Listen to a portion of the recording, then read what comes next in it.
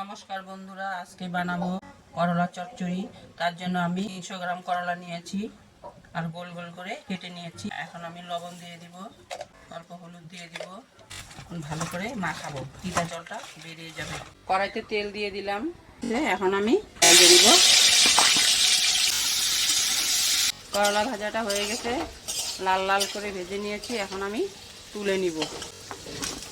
কড়াইতে সরষের তেল দিয়ে দিলাম, কালো জিরা ফোড়ন দিয়ে দিলাম, একটা কাঁচা লঙ্কা দিয়ে দিলাম, পেঁয়াজ কুচি দিয়ে দিলাম।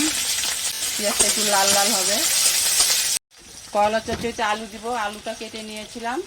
এখন আমি পেঁয়াজের সাথে দিয়ে দিব, একসাথে ভেজে নেব। করলাতে লবণ দেওয়া ছিল, এখন অল্প করে লবণ দিয়ে দিব, হলুদ দিয়ে দিব অল্প। আমার আলু আর পেঁয়াজটা ভাজা হয়ে গেছে, এখন আমি করলা ভাজাটা দিয়ে দিব, সর্ষে বাটা দিয়ে দিব, আমি পেস্ট করে নিয়েছিলাম।